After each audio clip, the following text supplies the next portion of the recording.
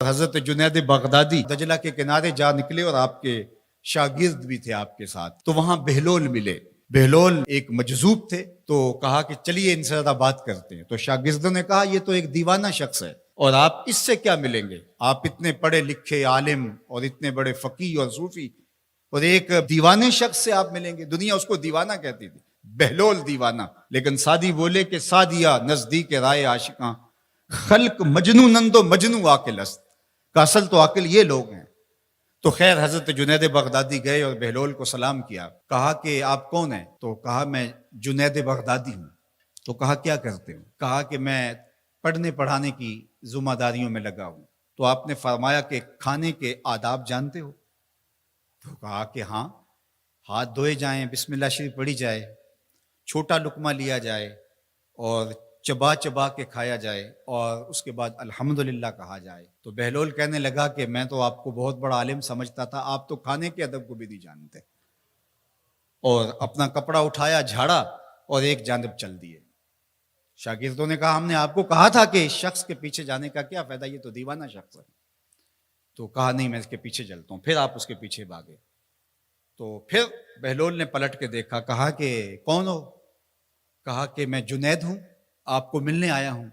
تو آپ نے پھر ایک سوال کیا، گفتگو لمبی ہو جائے۔ تیسری مرتبہ بھی جب وہ اپنا دامن چھاڑ کے گزرے تو پھر آپ آگے بڑھے۔ انہوں نے پوچھا کون ہو؟ انہوں نے کہا کہ میں ایک عام سا شخص ہوں، تو آپ کے پاس جو ہے وہ سیکھنے آیا ہوں۔ تو کہا کہ میں نے تم سے پوچھا تھا کہ کھانے کے آداب کیا ہیں، تو تم نے یہ بتایا تھا۔ کہا جی میں نے تو یہی پڑھا ہے اور میں نے یہی بتایا ہے۔ تو کہا کھانے کا سب سے پہلا ادب یہ ہے کہ لقمہ حلال کا ہو، باقی لقمے چھوٹے چھوٹے توڑ کے کھائے یا چبا چبا کے کھائے یا جو ہے وہ پانی پہلے پیے یا بعد میں پیے، کہا یہ باتیں بات کی ہے۔ سب سے پہلا ادب کھانے کا یہ ہے کہ لقمہ طیب ہو، لقمہ طاہر ہو، لقمہ پاکیزہ ہو۔ اللہ اکبر۔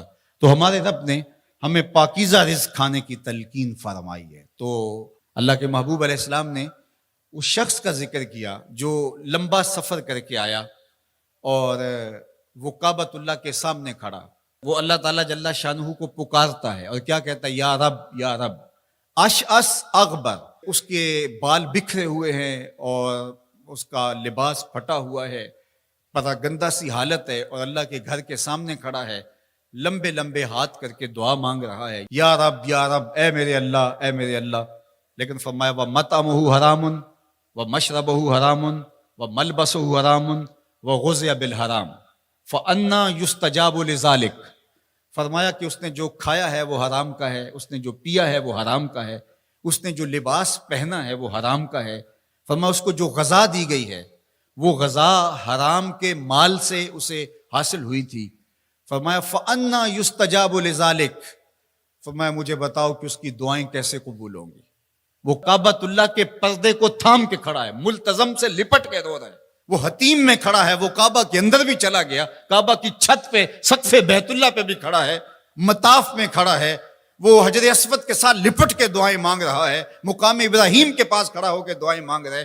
یمد یدہ، اس کے ہاتھ لمبے لمبے ہیں، یا رب کے کلمات اس کی زبان پہ ہیں، اور اشعث اغبر، غبار آلودہ بکھرے ہوئے اس کے بال ہیں، اور حالت پراگندہ ہے کہ کسی کو گزرتے ہوئے بھی ترس آ جائے، اور اللہ کے گھر میں کھڑا ہے تو وہ کیوں نہیں معاف کرے گا؟ لیکن فرمایا مطعمہ حرام ومشربہ حرام وملبسہ حرام وغذی بالحرام، اس کا کھانا پینا لباس اور غذا حرام کی تھی۔ فأنیٰ یستجاب لذالک، اس کی دعائیں کیسے قبول ہوں گی؟ بلکہ علماء نے لکھا کہ جو شخص حرام کمائی کھاتا ہے اس کی اپنی دعائیں تو قبول نہیں ہوتی، نیک لوگوں کی دعاؤں سے بھی اس کا حصہ نکال دیا جاتا ہے۔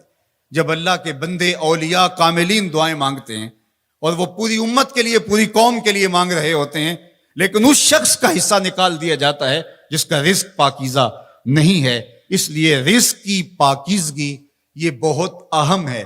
رومی علیہ الرحمہ فرماتے ہیں کہ اگر تمہارا رزق پاک ہوگا، تمہارا رزق ستھرا ہوگا، تمہارے سینے میں معرفت کا نور پیدا ہوگا، اور اگر تمہارے سینے میں غل، غش اور حسد، بغض، کینہ اور نفرتیں پیدا ہو رہی ہیں تو پھر تم غور کرو کہ تمہارے رزق میں کوئی مسئلہ ہے۔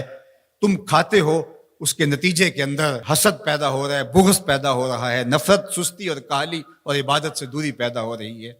جو رزق حلال ہے وہ عبادت کے لیے تقویت پیدا کرتا ہے، وہ تمہیں سچائی کی زندگی گزارنے کی طرف راغب کرتا ہے۔ تو اہم ترین چیز جو ہے وہ رزق کی پاکیزگی ہے،